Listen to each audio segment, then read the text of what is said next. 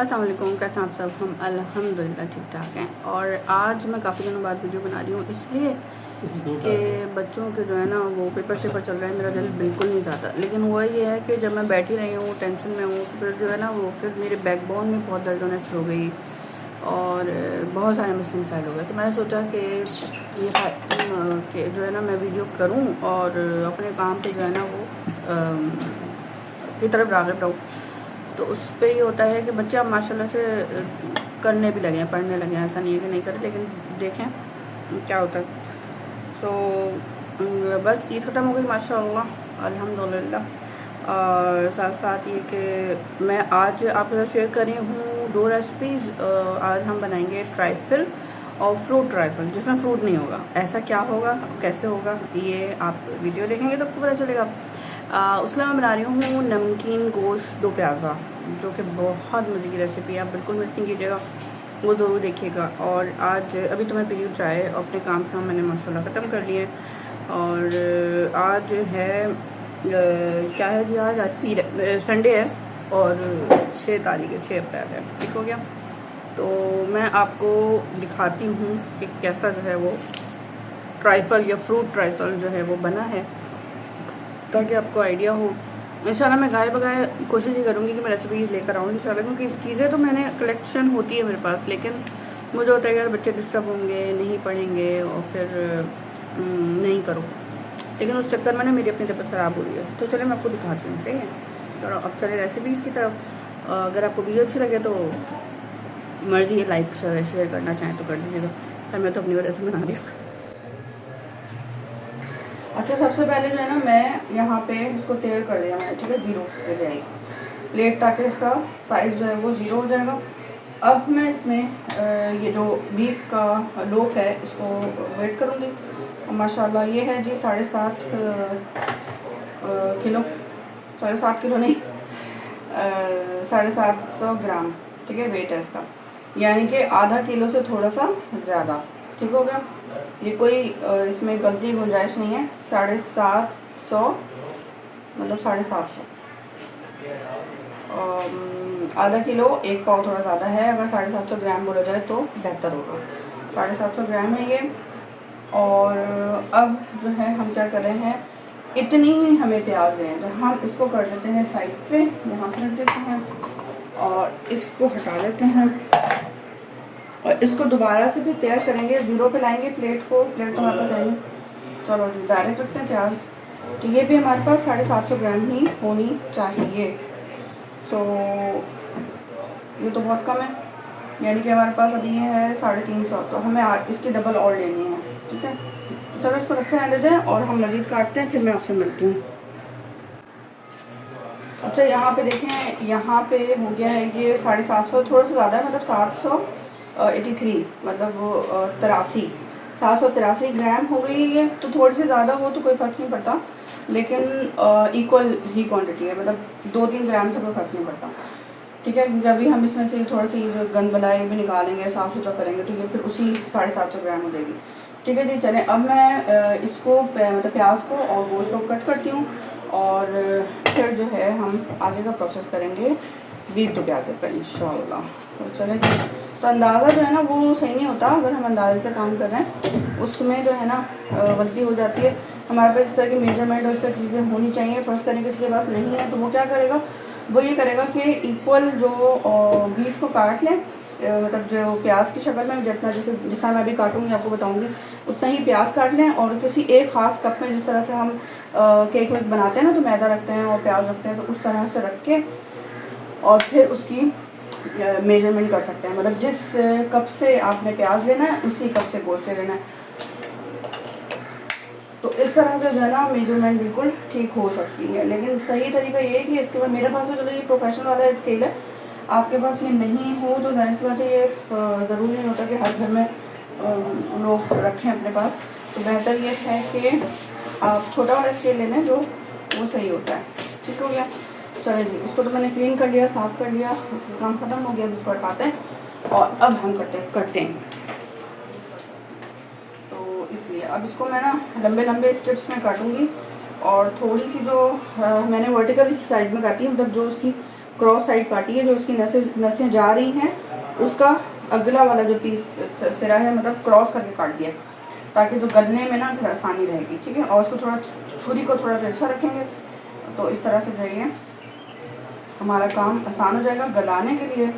और ये देखें जी, ये हो गया। तो बस अब मैं कट करती हूँ तो फिर आपसे मिलती हूँ।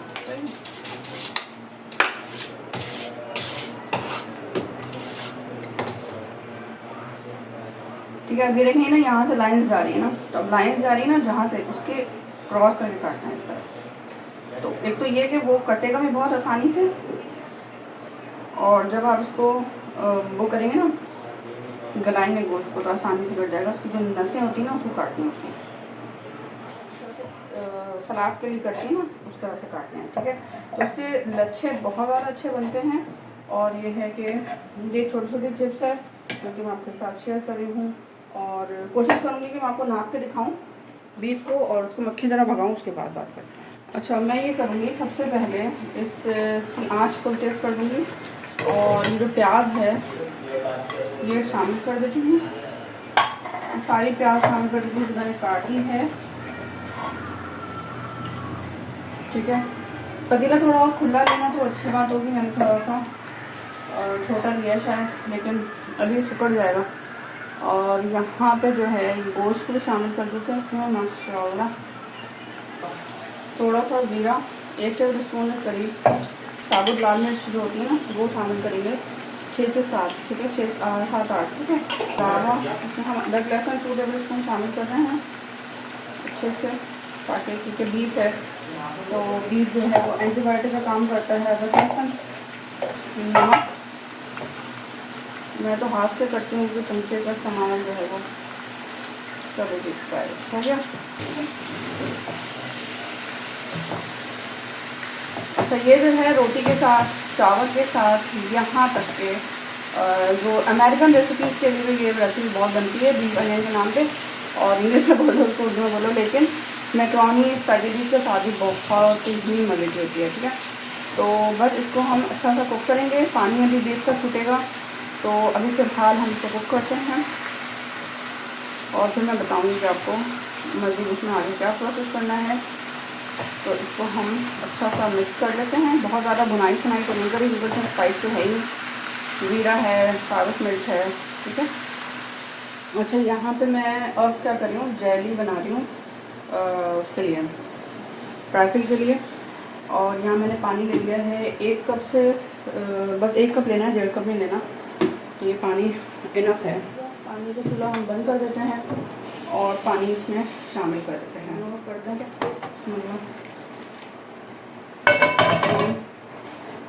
ये जेली जो है वो अब जम जाएगी, मिक्स कर लेते हैं।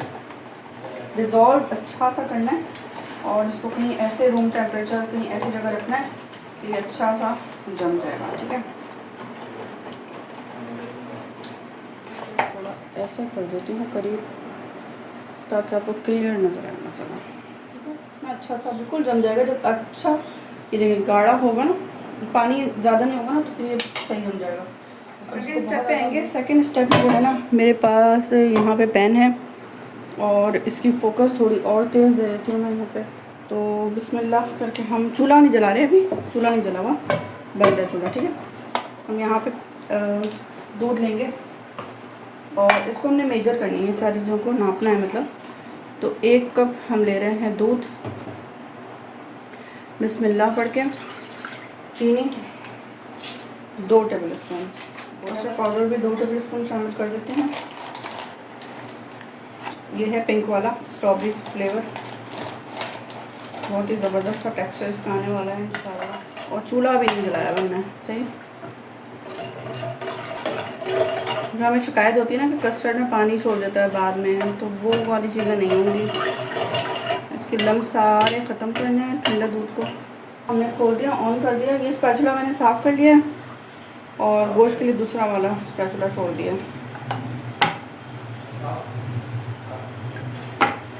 मिक्स कर लेते हैं। उस वक्त तक हमें चलाना है जब चीनी और जो कस्टर्ड है वो मिक्स हो जाएगा। अच्छा देखिए, कॉर्नर से ना ऐसे निकालते रहेगा, वरना फिर ये लम्स बन जाएंगे, और ये लम्स जो है ना फिर मतलब वो सही नहीं होते, फिर रह जाते हैं। ठीक है, तो इसीलिए इस टाइम पे मुझे लगे कि भाई गाढ़ा हो रहा है और मुझसे कंट्रोल नहीं हो, तो मैंने आज इसकी कम कर दिया। और ये देखें, ये फर्स्ट टाइम में जो है वो गाढ़ा होना शुरू हो जाएगा। इतना क्रीमी माशाल्लाह से टेक्सचर आ गया इसका। ठीक है, बस इस लेवल पे हम इसको, आँच हमने अब कम कर दी थी, अब बंद कर देंगे। ठीक है, इस टेम्परेचर लेवल का बहुत ख्याल रखना पड़ता है, तो आपकी फूड अच्छी बनेगी इंशाल्लाह। सांचा लाइक जो भी कहें वो है मेरे पास, लेकिन मुझे मिल नहीं रहा अभी। सो मैं ये करती हूँ कि अंडे की जर्दी लेनी है मुझे, ये इसमें डायरेक्ट शामिल करें। कंडेंस मिल्क मेरे पास और भी है अभी माशाल्लाह, अभी मैंने कहा पहले ये वाला यूज़ कर लेते हैं। अब यहाँ पे vanilla essence few drops, like 2 से 3। अब इसको अच्छा सा मिक्स कर लेते हैं। ठीक है, अच्छा इसमें मैंने दूध और कस्टर्ड 2 टेबल स्पून डाल दिया है। 2 टेबल स्पून चीनी शामिल कर दूँगी। जैसे पिंक वाले किया था वैसे ही मैं भी करूँगी बनाना का, और इसको मिक्स करूँगी अच्छे से, इसके लम्स निकालूँगी। उसके बाद मैं इसका चूल्हा ऑन कर लूँगी। फ्राई पैन राइस बटर ठंडा है, दूध ठंडा है, तो फिर ये जब हो जाएगा तो फ़ौरन इसकी आंच को कम कर देंगे। हो गया, थोड़ा सा और डार्क करूँगी मैं। ये ऑप्शनल है, आप चाहें तो डालें, नमक को तो कोई बात नहीं है।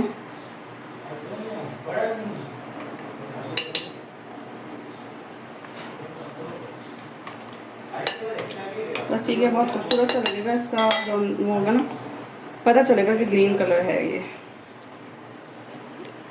देखें, ये कंप्लीट हो गया है, इसके लम्स और ये सारा ख़त्म हो गया है। मैंने इसका चूल्हा अब बंद किया है आपके सामने, और अब इसको थोड़ा सा टेम्परेचर इसका लाइट हो जाए तो इसमें हम वही वाला प्रोसेस करेंगे। प्लेटर है, और उसमें मैं क्या करूँगी जी, सबसे पहले जो ये केक पीस है ना, तो सैम्पल करूँगी। टूट गया ये, तो ऐसे पकड़ते हैं इसमें पहले, बिस्मिल्लाह, और इस तरह से इसको हम असेंबल करेंगे एक साइड पे। अगर हम चाहें तो उसमें क्रीम डाल सकते हैं, तो ये प्रॉपर जो है वो आपको वो देगा। ठीक हो गया,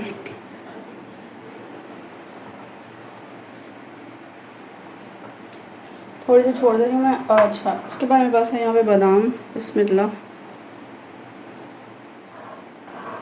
अच्छा, उसके अलावा मेरे पास है ये टूटी फ्रूटी। इसको आप छोटी छोटी जो शॉर्ट्स होती है, वो शॉर्ट्स होती है ना, उसमें भी कर सकते हैं। और अब यहाँ पे मैं जेली देखें इतनी हार्ड अच्छी सी कटी है, इसको मैं काट लूँगी। मिक्स ट्राइबल तैयार हो गया हमारा माशाल्लाह, मज़ेदार।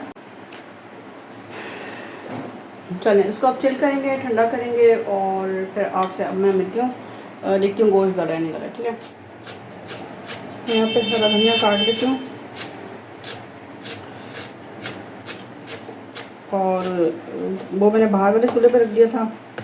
अच्छा, यहाँ पे अदरक भी काट लेते हैं। ठीक है,